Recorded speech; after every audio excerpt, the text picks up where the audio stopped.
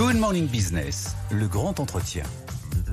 Le grand entretien à 8h19 ce matin, c'est Bruno Bonnel, secrétaire général pour l'investissement en charge de France 2030. Bonjour, ancien député, expert en robotique. Raphaël Legendre, vous êtes à mes côtés. Bruno Bonnel, vous avez 54 milliards d'euros. Alors une partie est déjà dépensée, quasiment la moitié, mais il en reste. Est-ce que vous vous asseyez sur la cagnotte de peur qu'on vous la prenne? Bon, d'abord, il y en a plus que la moitié qui est dépensée, 35 milliards. Aujourd'hui, 5000 projets qui représentent à peu près 7000 structures, parce que c'est des consortiums souvent qui sont soutenus et aidés, donc vraiment une réussite au cours de ces 2 ans et demi plus, on va dire presque 3 ans.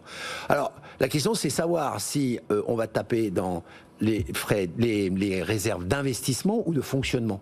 Je pense qu'il y a consensus au niveau du gouvernement que l'investissement d'avenir, faut pas y toucher parce que c'est ça qui va nous rapporter, d'après nos projections, environ 40 milliards de PIB par an à partir de 2030, qui va générer 300 à 400 000 emplois par les initiatives qu'on a prises, donc une véritable dynamique. Mais tout ça face à 6,3% de déficit, qu'est-ce que ça tout ça veut dire qu'il faut être malin, parce qu'il y a des choses qui n'ont pas d'impact. D'abord, il faut savoir que quand l'État s'engage, par exemple, quand moi je propose quelques millions à une société, en fait, c'est un contrat. Donc la première année, on va donner peut-être 10% de la somme. Et ça va s'étaler, quand on construit une usine, sur 4 à 5 ans.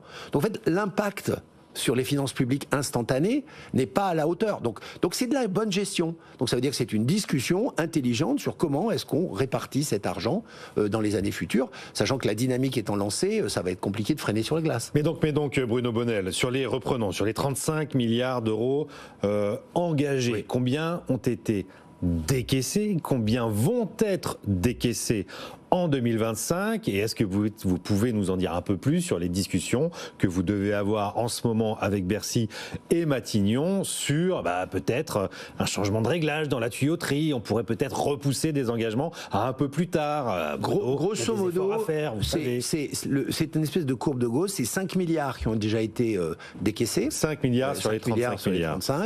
Et on est sur une tendance où on va monter à 7 à 9 cette année. Ça va dépendre effectivement si les autres... Donc ça accélère. Oui, évidemment que ça accélère. Et ça sera de plus en plus. Peut-être 4 ans. Bien sûr, parce que la montée en charge. Les 35 seront décaissés sur une période, on va dire, moyenne de 7 ans. Oui. Donc ça veut dire que de toute façon, ça va faire une courbe de Gauss parce que les projets sont là. Les usines sortent de terre. J'étais la semaine dernière à Mulhouse. Il y a 2 ans, c'était un moellon sur un terrain vague. Aujourd'hui, c'est une usine de plusieurs milliers de mètres carrés qui fabrique de la chimie essentielle dans le cycle du polyamide. Donc je pense qu'il y a une dynamique qui est en train de se créer.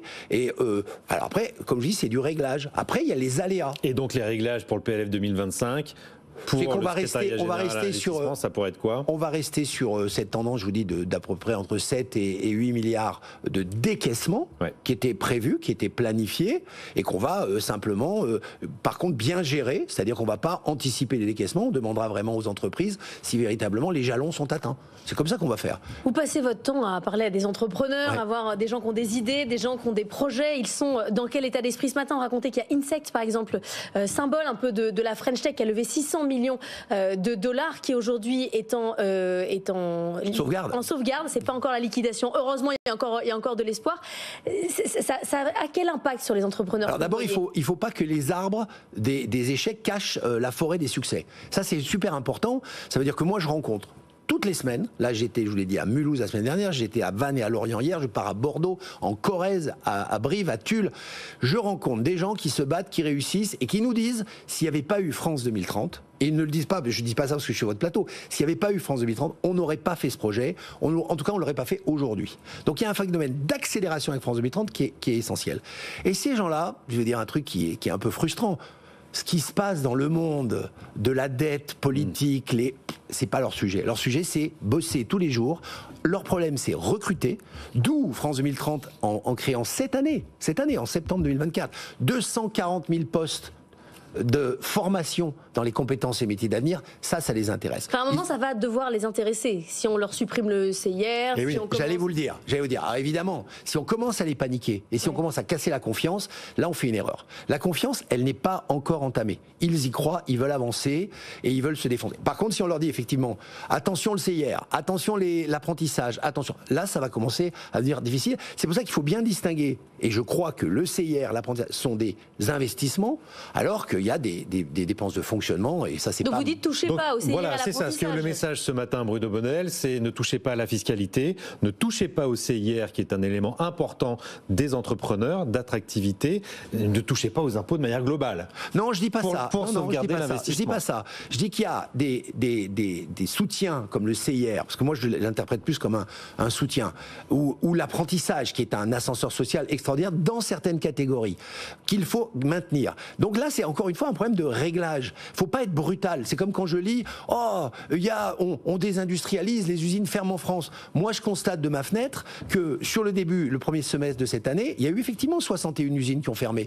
Mais il y en a 80 qui ont ouvertes. Donc ça veut dire que le solde, il est positif. Donc si vous voulez, il y a une manière de regarder et de communiquer. C'est une question de timing et de réglage. Si ça se trouve, il faut avoir une réflexion sur l'apprentissage, sur certaines catégories qui peuvent être des économies. Sur le CIR, il peut y avoir certaines structures. En tout cas, pas pour les PME, pas pour les TPE. C'est quoi? C'est des secteurs qu'on enlève, ça peut être des secteurs ou ça peut être des volumétries d'entreprises qui investissent véritablement dans la recherche et qui n'ont pas d'autres moyens. Donc là, je pense encore une fois, on rentre dans la nuance et on ne doit plus être dans la brutalité de dire « Ouh là là, il faut faire des économies, alors on va y aller à grands coups de machette ». Non, il faut commencer à faire du réglage. On le fait au niveau de France 2030. Moi, je fais de plus en plus de réglage en disant « Attention, maintenant on rentre dans la phase où on remplit les trous dans la raquette ». Mais on ne le faisait pas avant. On dépensait à tout va, sans regarder les effets d'aubaine. Non, je pense qu'il y avait besoin de relancer la machine. Écoutez, c'est pas moi qui invente ce que vous dites toute la journée. Il y a eu 40 ans de désindustrialisation de la France. Depuis 2017, on a mis le turbo. Regardez Draghi ce qu'il dit aujourd'hui. Mais il présente un plan Europe 2030 qu'il a... D'ailleurs, je vais demander un copyright. C'est la copie du mien. Il faut un deuxième plan européen, selon vous ? Mais évidemment, il est essentiel. Évidemment, la Cour européenne des comptes, une semaine avant le rapport Draghi, indique quand même que énormément d'argent du premier plan européen n'a pas été dépensé et a parfois été à mauvais escient. Regardant vers l'Italie notamment. En tout cas, si on voit notre retard de compétitivité sur certains secteurs, l'IA, évidemment, un certain nombre de productions, l'énergie, par rapport aux deux continents que sont la Chine et l'Europe, on peut pas dire il y aura juste le petit astérix France 2030 qui va se battre contre ces gens-là. Donc ça veut dire que évidemment il faut que l'Europe s'organise. Alors tous les pays sont en choc avec chacun des politiques très protectionnistes qui commencent à affleurer de partout. Il faut absolument que l'Europe se réveille en disant oui, il faut ce plan. Et le geste de Draghi, il est essentiel parce que quand c'est un Français qui le dit, on dit ah ben oui, mais ça c'est les Français, ils dépensent tout le temps.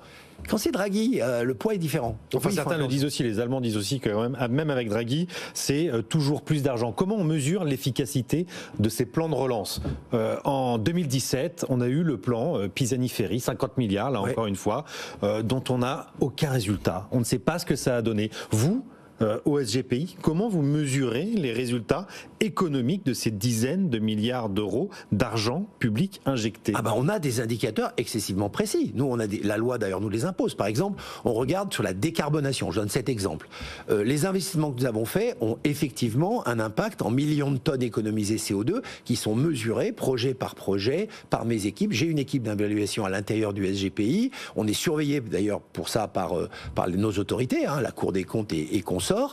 On regarde les nombres d'emplois nets créés, 100 000 quand même, c'est pas négligeable à date. C'est-à-dire qu'on est en gros à 3 ans du plan qui est prévu quand même d'ici 2030. À date, on est déjà à 100 000 emplois. On regarde les ouvertures d'usines, plus de 200 quand même qui ont été effectives. Alors, je ne nie pas qu'il y en a qui ferment, mais finalement, c'est pas ça une transformation.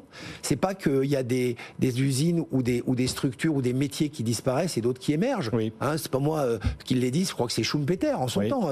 Alors, encore une fois, avec du réglage, de la nuance. Il faut arrêter d'être brutal dans l'économie. Je pense que c'est un petit peu ça la philosophie qui nous anime. Et on mesure. La semaine dernière, 177 lauréats pour l'édition 2023-2024 du concours d'innovation. Qu'est-ce qui vous a fait rêver, Bruno Bonnel, là-dedans ?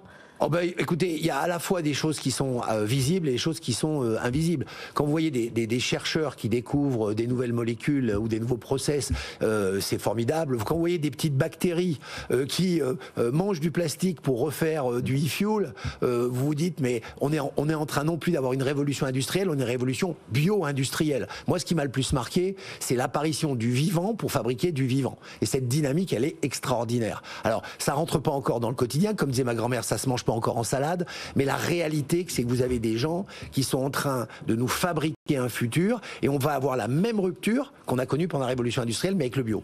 Merci beaucoup Bruno Bonnel d'être venu nous voir ce matin.